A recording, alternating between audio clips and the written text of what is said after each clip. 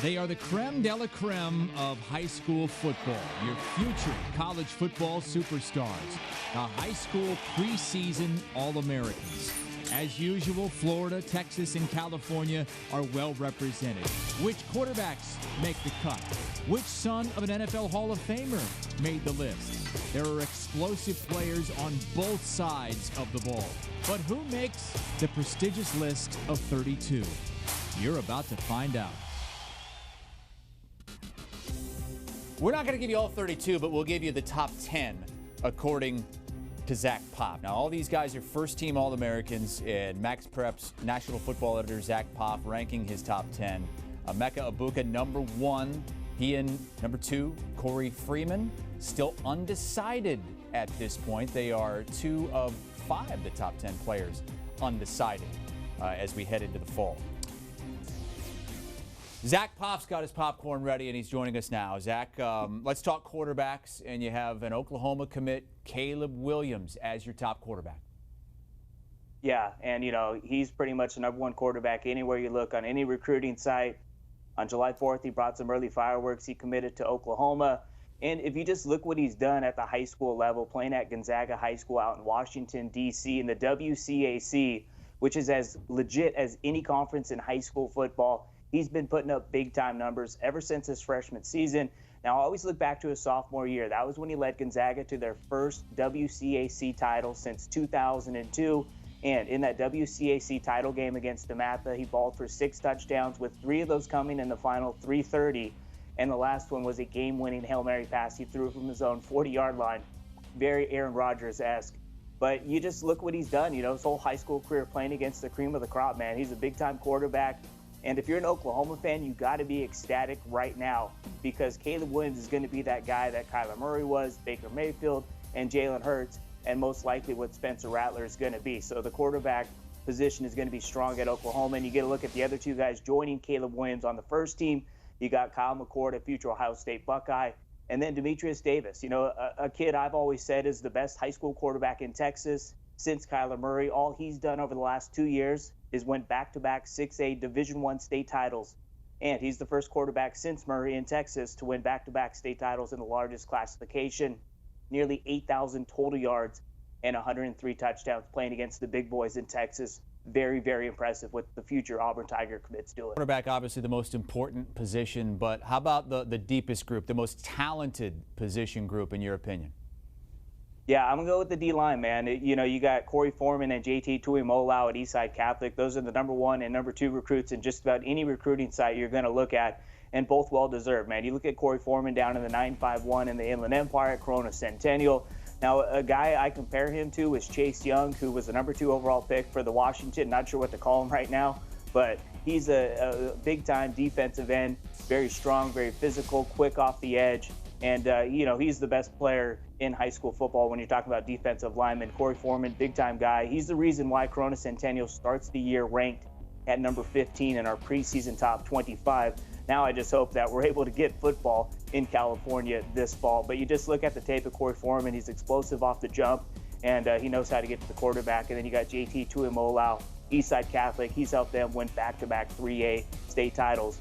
And I know Ohio State fans are getting excited for JT because they think he's going to end up going there. He's still uncommitted, so we'll have to wait and see with that one. But then you also got Mason Smith, big-time defensive end, and Jack Sawyer, a 2021 Ohio State commit, joining those 2 on the first-team selections for the D-line. Ohio State, they have the number 3 player on your list, Travion Henderson, a 5-star running back out of Virginia. How many All-Americans are headed to Columbus, Ohio? Just on the first team alone, there's 5. I mean, it's impressive what Ohio State's doing. They just had a big-time class in 2020, led by a bunch of studs, Jackson Smith and Jigba, G. Scott Jr., and a bunch of other dudes. But this 2021 class might be even better, which is scary. And speaking of the running back, Travion Henderson, you see that popcorn bag right above me, man. He's definitely a get your popcorn ready type of dude. He's on the all-sauce team. He's on any first team you look at. This dude, I don't recommend doing this. Usually kids, you should make about a 3 to 4 minute highlight video for Huddle, but this dude's is like 12 to 15 minutes, but it's just exciting the whole time because all he does in the open space, break tackles, take it to the house. He's definitely one of the best running backs, not just in this class, but in the last 10 years. Ohio State's getting a very special talent.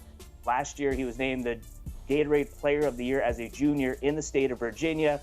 His team ran the table, won a state title, and Trevion Henderson had over 3,000 all-purpose yards and over 50 touchdowns. So basically, he was better than Christian McCaffrey on your fantasy team. As for high schools, which high school has the most All-Americans on your list? We're going Philadelphia, man. We're going out to Philly Power, St. Joseph's Prep. They had 3 first-team selections. You got the quarterback, Kyle McCord. You got Marvin Harrison Jr. Makes me feel old because I remember watching his dad catch touchdowns from Peyton Manning. But his son's a big-time player, Marvin Harrison Jr. And then you also got Jeremiah Trotter Jr. at linebacker. He's a 2021 Clemson commit. So St. Joseph's Prep had the most with 3 first-team selections. And there's a good chance if we get football in Pennsylvania this year, they're going to have a good chance to win their 3rd consecutive 6A state title, led by that trio of McCord, Trotter Jr., and Marvin Harrison Jr., man. The Philly Power is big time. They start the year ranked at number 7 in our preseason top 25. I guess we have to mention the elephant in the room right now. What are the chances that we get a lot more reclassifications because of what's going on with COVID around the country? I think we're going to see some more for sure, because, you know, if a kid is you know, on track to graduate early, there's no reason not to reclassify if you're playing in a state that's a question mark right now. And then on top of that, Chris, you got to look at too, you know, a lot of kids end up enrolling early after the fall season in January. So if football does get moved to the spring, I believe we're going to see a lot of top recruits that might not get the opportunity to play their senior season because they want to get to that next level and be ready to ball. So it's going to be very interesting times to see. And I think here in the next couple of weeks, we'll be on top of it, letting you guys know which states are on track to play, what's going to happen if they delay the fall or even if they move to the spring. We've already seen New Mexico decide to move to the spring, and I feel like there's going to be a few other states that are going to elect to do that. But hopefully they just delay a little bit and things get under control and we're able to get some ball in the fall, man. Yeah, hopefully it's just a few and not a bunch, if not all, but it certainly seems like that's the way we're headed right now. We know Ohio State's going to be fine. You mentioned they have the most All-American commits. You had 3 from one school in Pennsylvania. Which state, though, leads the way? Is it Pennsylvania? It's not Pennsylvania, man, but they still get bragging rights, you know, talking about St. Joseph's Prep. But, you know, California and Florida and Texas, they combined for 16 of the 32 spots on the first team. And I believe it was, Texas and California both had 6 each, and then Florida had 4. Actually, I got it mixed up. Florida had 6 along with California, and Texas with 4. And speaking of California, man, they had 2 dudes from Mater Dei High School, a team that's won a couple of state titles over the last 3 years. They've been a big-time program. You got Rajon Davis at linebacker. He was on my top 10 list you saw at the beginning. He is a 2021 LSU commit. I believe he's the best linebacker in high school football. And then you got Jalen Davies, a corner, also from California. And then Florida, too, a guy I got to mention is Terrence T2 Lewis, Miami Northwestern, man. This dude's an absolute savage, 2021 Tennessee commit.